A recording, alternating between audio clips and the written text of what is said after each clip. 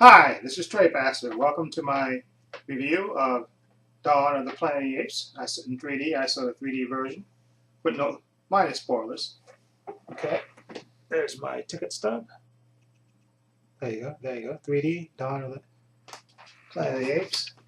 Okay, of course, this movie stars Andy Serkis, of course, as Caesar.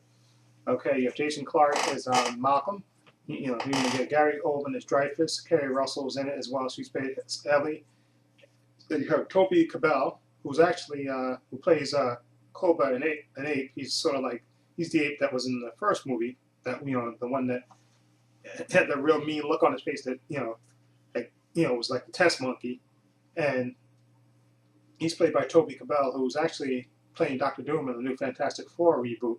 So it'll be interesting to see him actually in person. Then you have Cody Smith McPhee, he plays Alexander, son, of Jason Clarke, and Kirk Acevedo, he plays Carver, a human. And basically, this story takes place, I think, about 8 years um, after the events in the first movie. They actually give you like a little prologue thing. In the beginning of the movie, a little intro about the virus spreading and all this stuff, and people dying, and little newsreel stuff. People, some people surviving, but chaos with the virus, that started, and they call it the simian virus. Okay, and they also show you, the ape society, how it is and how it's evolved. In the beginning of the movie, they show you them actually hunting together as a group, hunting deer, and it's really a great scene, and a scene like you see in the trailer where they even there's an incident with a bear, and actually you see Caesar. He has a son. I guess you should call it. I guess a teen. Well, I guess he'd be 8 or something, or so. Yeah, I guess he'd be a teenager, or it's called Blue Eyes.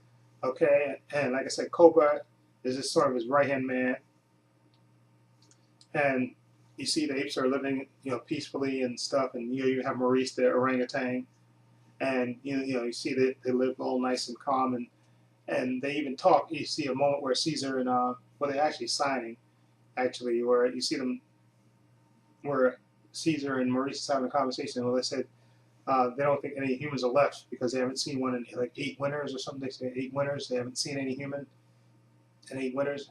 But then, so then the gist of it starts. The movie starts where you see a human actually. While the apes are on patrol, they actually run into a human who actually kind of panics and shoots one of the apes. Okay, and you see a whole group of humans. Jason Clarke and his Kerry Russell, his family, and a few other humans. Actually, brings all the other apes down on them, and they tell them to basically go, and they back off and leave. And you see them go back to San Francisco, and you find out because Gary Oldman's there, and he's sort of like the quasi leader, Dreyfus, and basically you find out that Jason Clarke and them were on their way to the dam. I think it was a dam, and they were on their way to see if they can get it. They were on their way actually to fix it, to see if they could fix it there, because they were running out of. They're saying basically that they're going to run out of power in the city that they're in. The remaining humans that are left there, they're going to run out of fuel. I think in 3 weeks, so they said they have to kind of. That's why they're going up to see if they can turn on the dam and actually, get power back. And so they just, Gary Oldman and they're talking about it, and he's telling about their experience with apes, how they ran into these apes, apes that were on horses and seemed organized. And of course, Gary Oldman doesn't believe it until, like you see in the trailer, apes march on the city. Cobra is actually, you can see he absolutely despises humans, like I said, because he was the test monkey before, and they did all kinds of experiments, and they were cruel to him.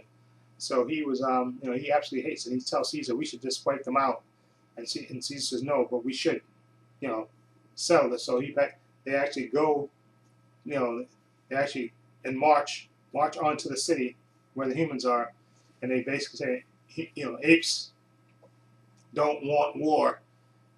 They want to be left alone, basically. Do not come back. And then they jet back. Okay, and of course, so Gary Oldman, they still have the problem that they're going to run out of fuel and stuff. So and basically he says, we're going to have to go back up there, and Jason Clarke, says, listen, let me go back up there. Let me see if I can talk to them and see if I can persuade them to, that we don't mean any harm. We don't want to disrupt their society. We just, we want to just see if we can fix the dam, and everything will be okay. Okay, so he actually does that. He actually does go back. Okay, and he actually convinces Caesar that, listen, we don't want any trouble. We just want to see if we can turn the power back on. And of course, Caesar is benevolent enough that he says, yes, okay, you can do that, and then you have to leave. But of course, Koba, and that's the key, he's the key character in this movie.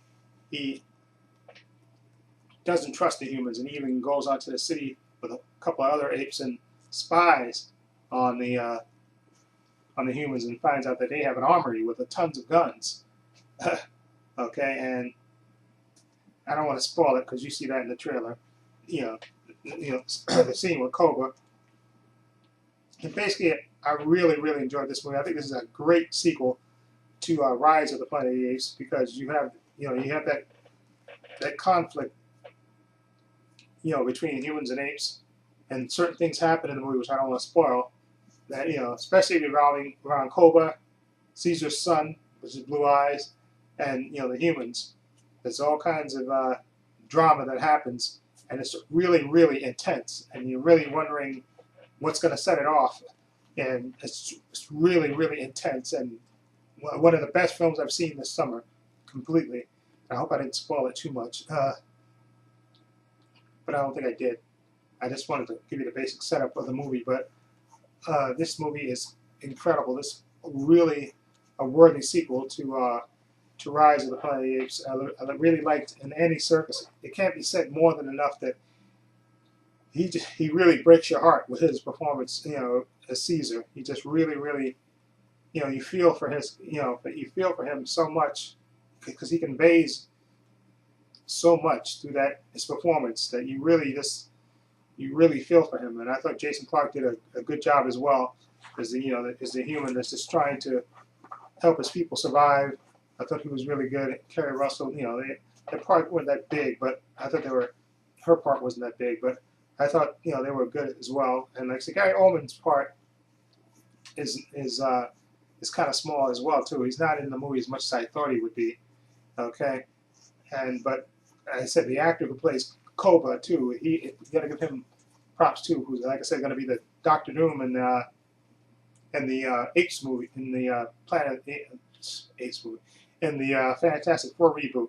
Toby Cavell, who plays Koba, he really, really he really gives a great performance as well. He's just really good. His part is complex too, and I really, really enjoyed this film. I can't say it more than enough. You have to see this movie. This is one of the best movies of the year, and I'm just going to give this movie a 9 out of 10. Definitely see this movie, and of course, I can't wait to see what happens next in this franchise, this rebooted franchise. They did a really, really good job of showing the ape society, and like I said, the performance of Andy Serkis again can't be said. He just gives a heartfelt performance. You really feel for those apes. And sorry about that interruption. To block the door for the feature, but yeah, definitely a 9 out of 10 for Dawn of the Planet of the Apes. Just really, really good. Just great performances all around, and especially, like I say, Andy Serkis and Toby Cavell, who plays Koba. Just, you have to see the movie. Just really see this movie. You really be, it's one of the best. Matt Reeves, I think, directed it, right? Who did? I think he also did that. The American remake of the vampire flick too as well, and I think he also did Cloverfield, I think, as well. He did a great job, and definitely see this movie. It is one of the best, and it definitely lived up to expectations for me. And again, a 9 out of 10 for me. Definitely one of the best movies of the year, and I can't wait to see what they do next in this franchise. Just really, really good. And like I say, Andy Serkis, I don't know if they're going to ever nominate him or not, but he deserves to win something, or at least be nominated, because I think you feel so much for he gives you such a great performance as Caesar. And same thing with Toby Cavell. I thought he was great as Koba, the other ape that's like Caesar's right-hand man, and the one who, the ape that doesn't trust, humans. Really, really good performance out of him as well. And also, like I said, the ape that the guy that played his son, Caesar's son, Blue Eyes, Nick Thurston, I think that's the actor who played his son, Caesar's son. You know, his I guess teenage son. Or what. He was good too. He was good as well too. And definitely see this movie. Okay, and I can't recommend it more than enough. Okay, so if you've seen this movie, let me know what you think. If you like this review, please hit the subscribe button down below. And this is Trey Pastor saying so long and take care. Oh yeah, I forgot to mention this. I wanted to throw this in there. I saw it in 3D, but you don't need to see this movie in 3D. You know, 3D was okay, but you don't need to see it in 3D. You know, to enjoy. You can see it in regular 2D. Anyway, you know, 3D was okay, but you don't. That's not necessary for the movie. I just want to throw that in there in case anybody is thinking about seeing the 3D version. You know, it's not necessary. Okay, the 3D was not necessary for this film. It's still a good movie, but you don't need it. It's not necessary. Okay, just want to throw that in there. So long.